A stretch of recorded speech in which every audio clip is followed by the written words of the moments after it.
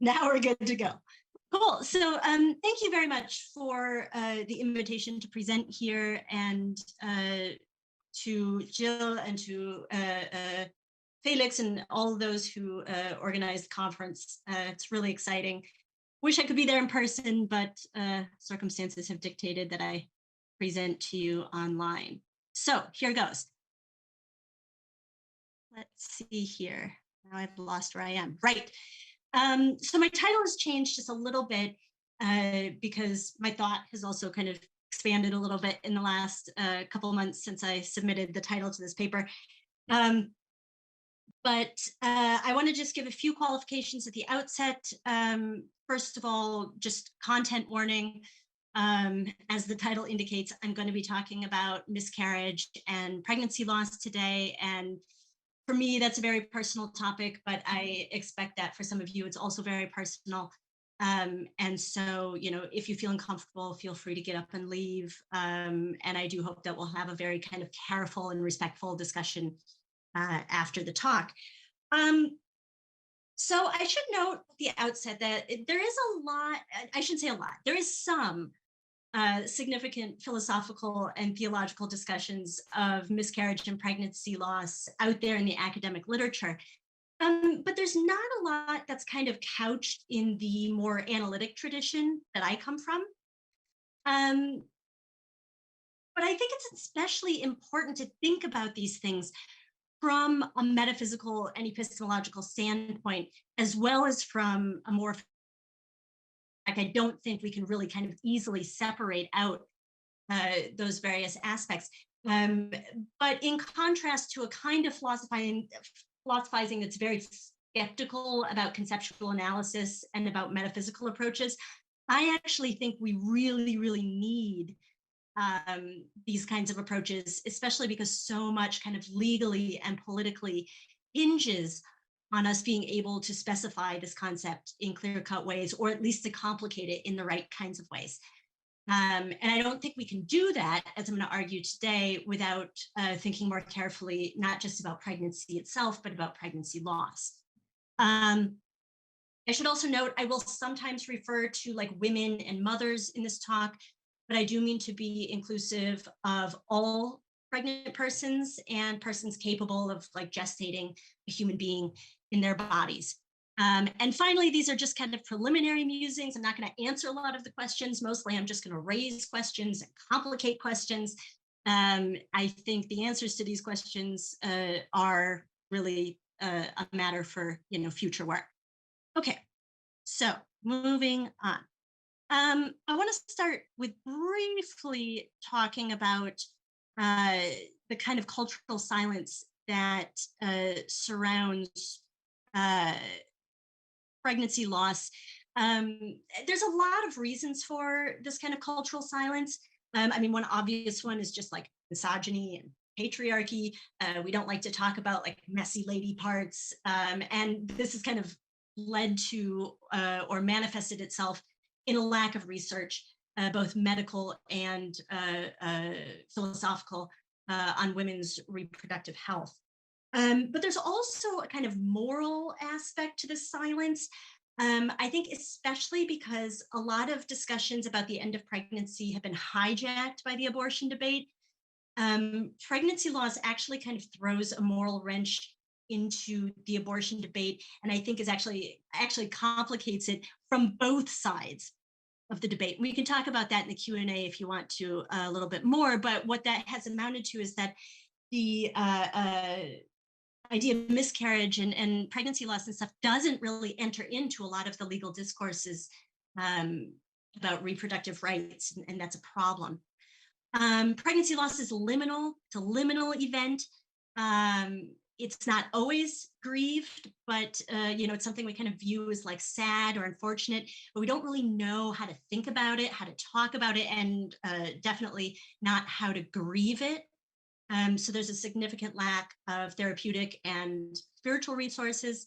And there's a kind of inexplicability to it. I mean, we don't know why the rate of miscarriage is so high. From a secular standpoint, we don't understand, kind of from a more cosmic view, why evolution has selected uh, uh, for human reproduction being so damn inefficient. And from a more kind of theistic religious perspective, it is really hard for those who are religious or spiritual to understand how like a good God could allow pregnancy loss to happen in the magnitude that it actually does. Um, it stands in kind of a tension with the neoliberal emphasis on productivity. Um, Pregnancy loss is viewed as a failure, something for which a woman is often blamed, and it kind of gives rise to this sort of culture of blame and failure um, that kind of reproduces the silence around miscarriage. So while miscarriage and pregnancy loss is very, very common, it might even turn out that giving birth to a live human being is not the norm, and that the majority of pregnancies end without resulting in a live birth. I've mentioned that I think conceptual analysis and metaphysics matter. I think we need to think about pregnancy loss to make progress in what pregnancy actually is. I think there's concerns of epistemic justice and injustice in play. The testimony of women who have undergone pregnancy loss is ignored or silenced. I think there's hermeneutical injustices at play. We need better language, concepts to talk about reproductive loss. And certainly concerns of reproductive justice are always present. Right now, some of you may know that there's a case being considered right now in Texas about whether mifepristone should be banned or the FDA approval should be withdrawn. But that is one of the drugs that is not only used to induce abortion, but to treat miscarriage, and actually can be life-saving for women. So, I mean, there are legal ramifications for thinking about these things. All right, but I should move on. So I want to spend most of my time today just kind of talking about the conceptual and metaphysical considerations that and complications that arise when we start thinking about pregnancy loss.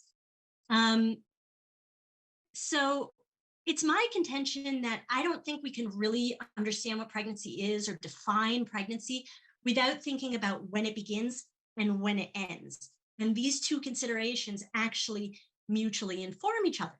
Now, when you look at a lot of the work that's been done in philosophy of biology and in metaphysics on pregnancy, interestingly, people are very reticent to kind of say when they think pregnancy begins. I think there's probably moral and political reasons for that silence.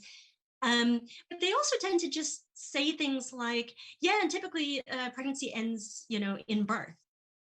And there's very little discussion of pregnancy loss in the literature on the metaphysics of pregnancy.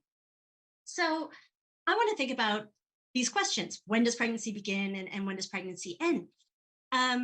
So when does it begin? Well, here's some candidates, right?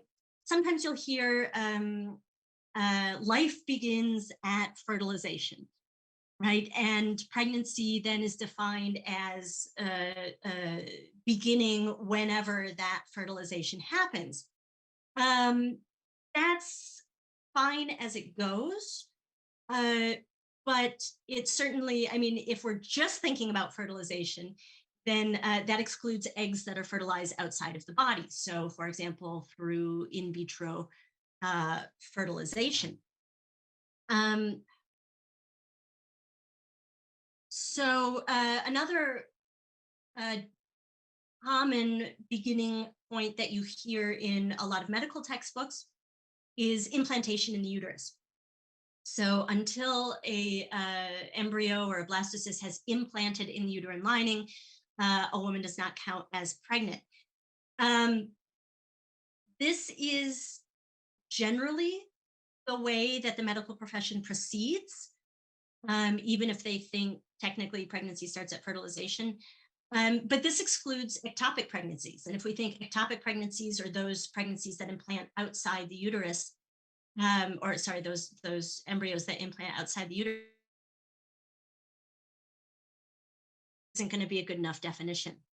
right? It also excludes things like chemical pregnancies, which is when a fertilized egg is bled out or expelled from the body prior to implantation. If, like me, you had in vitro fertilization that didn't take, as they say, I had two embryos implanted in my uterus, but they were bled out like within a week. That's not going to count as being pregnant. You'll hear a lot of forums, people will talk about being poopo, like pregnant until proven otherwise, which is kind of a weird way of talking. But the same time, you hear women talking about having lost babies, having lost pregnancies, having lost daughters and sons in case they know the sex. Um, even when we're just talking about IVF transfers that don't implant, and so implantation in the uterus might be a little bit limited. Some medical texts go so far as to say that pregnancy doesn't start until clinical confirmation. So this is a more epistemic notion, the beginning of pregnancy. Um, there are some benefits to it, at least things I see as a benefit.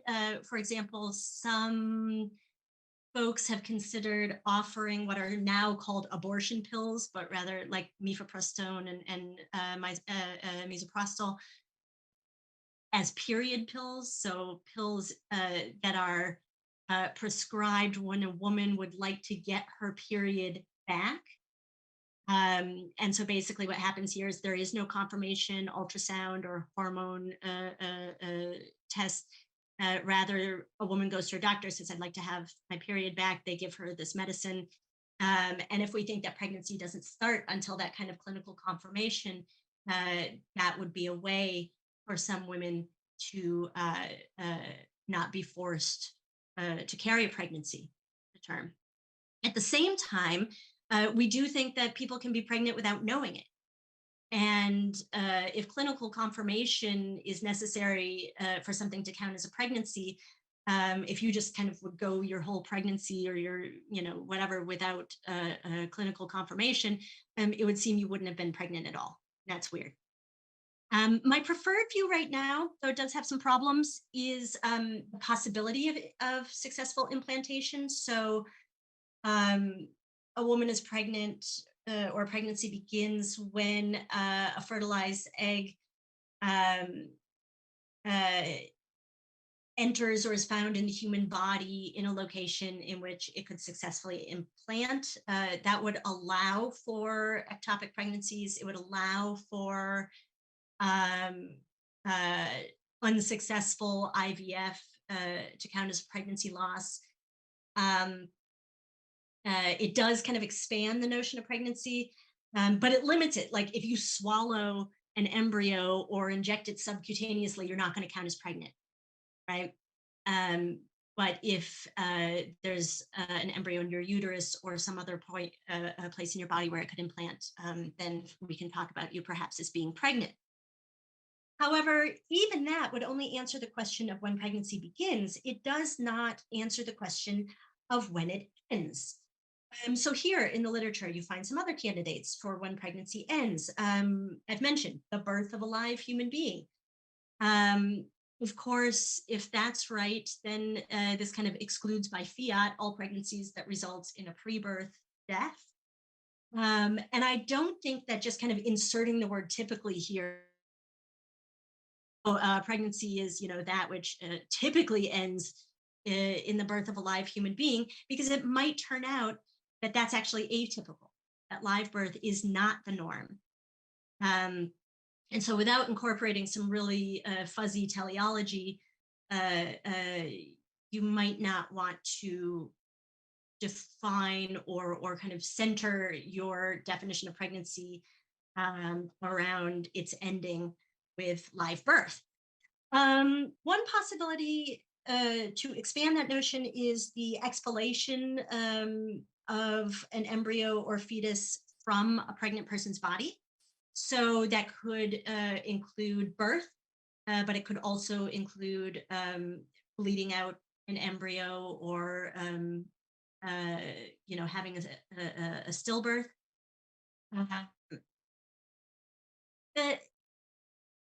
The the kind of strangeness of defining the end of pregnancy this way is that it excludes the individual pregnancy loss when the pregnancy involves multiples, like twins, right? So if you lose one of the twins, or if one of the twins dies, um, there's a question of like, uh, have you lost your pregnancy? How many pregnancies can there be at one time? If you're pregnant with twins or with multiples, do you lose one and keep another? I mean, it's there's a problem of individuation there, or a counting problem maybe. It also would mean that a person is pregnant, even if the embryo or fetus inside them is dead. So, like, I had a miscarriage, which means that the embryo died without ever developing a heartbeat, but the tissue was not kind of automatically uh, uh, bled out. And in those kinds of cases, it would seem perhaps odd to say that I was still pregnant, though maybe not. It also excludes the possibility of the fourth trimester. So, some of those of you who have had children, you may have heard of the so called fourth trimester, which is the post birth trimester, or quadrimester, as it were, uh, where the baby and the mother are still so kind of physically tied up in each other, especially with breastfeeding, though not exclusively. Um, and the body is still producing all sorts of things that are important for the infant, and vice versa. And so sometimes this is referred to as the fourth trimester. It might be interesting to think about whether pregnancy can actually extend beyond live birth. So I think that's an interesting idea. If we want to take that seriously, then maybe we could define the end of pregnancy as just like the cessation of biological dependence on the parent who is pregnant, um, whether by dying or by being birthed alive, or maybe even by being weaned. If that were the case, though, it might turn out that, like, my infant daughter, now she's almost 2, we're not quite fully weaned yet. And, like, does that mean I'm still pregnant? That's kind of a weird notion. So maybe this definition would be too expansive. And it would also kind of complicate the question of what it would mean to terminate pregnancy. Um, okay, so all of these conceptual considerations, um, I think, are relevant because they're going to have legal ramifications, they're going to have moral ramifications. But we need to be thinking about the end of pregnancy to understand when it begins, and vice versa. And we can't do that without thinking about pregnancy loss. Okay. Um, Metaphysical considerations. Um, I think here, I'm going to go through this fairly quickly. Um, but this slide kind of goes to the current discussion in the analytic philosophical literature on the metaphysics of pregnancy. Um, so, one debate is whether pregnancy is a state or whether pregnancy is a process. We might also ask whether pregnancy is properly construed as a medical condition, or maybe even a way of being. And so the question is, like, which of these ways is kind of the most appropriate way to talk about pregnancy and to think about miscarriage and pregnancy loss? And how might answering the question of sort of like state versus process change the way that we think about pregnancy loss? States can be lost, processes end. What is the most kind of appropriate way to think about this? Um, Moreover, I think it's an interesting question to ask whether pregnancies can be lost gradually, and whether pregnancy loss can be construed as something gradual as opposed to, at time t, the person is pregnant, and at time t plus one, the person is not, right? Um, I also think, if we think about, like, is pregnancy best understood as a condition of some sort? There is, like, when I used to wait tables, for example, um, uh, this was in, where was that? In Iowa, I think. Uh, it turns out that if a pregnant person, like a clearly pregnant person, asks you for an alcoholic beverage and you work as a server at a restaurant, you are required by law to serve them. And the reason for that is that pregnancy is viewed as a medical condition, and you are not allowed to discriminate against anybody on the basis of a medical condition. Um, I think, to be honest, that's a good approach. I don't think people should moralize about pregnant persons deciding to have a glass of wine. But you still have to keep serving them if they're, getting hammered. And so there are some moral issues there. But a lot of it legally hinges on calling it a medical condition. There's questions about what that means for who can take medical leave with respect to miscarriage. Um, uh, there are insurance questions. So there's a case that I listened to on a podcast, I think it was on the Invisibilia podcast, in which a woman had a missed miscarriage, uh, meaning that the embryo never developed a heartbeat. And when she tried to get her health insurance to pay for the medical procedure of a D&C, which is also a procedure used for induced abortion, but one that is really, really important to treating miscarriage, her insurance refused to pay for it because they said, according to our definition of pregnancy, pregnancy does not begin until there is a fetal heartbeat. You never had a fetal heartbeat, therefore you were never pregnant, therefore we're not going to pay for your miscarriage treatment, even though we cover conditions relevant to pregnancy. So how does understanding pregnancy as a medical notion inform the way we approach pregnancy loss? I'm sorry, Amber. You have to come to Yes, I'm sorry. Sorry. You have to come to an Oh, end. I'm sorry. Yeah. Oh, I'm sorry. I totally lost track of time. Okay. I'm going to move forward. We could talk about any of these. I'm happy to send my slides later. There's epistemological considerations we want to talk about. Most important for me right now in my current work is therapeutic and spiritual resources, which I've been working on in philosophy of religion. I think that we lack social and spiritual scripts to appropriately talk about pregnancy loss. But in order to do that, again, I think we need a well worked out concept and metaphysics of pregnancy loss and a good theology of pregnancy loss. And that's actually what I have worked on over the past year. So if you're interested in checking out any of the articles I've recently published, there are some links there.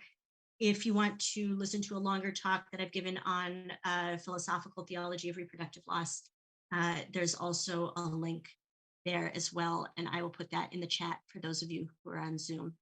Sorry, I totally just lost track of time. That's mama brain. I will stop sharing and open the floor for questions. Sorry. Thank you.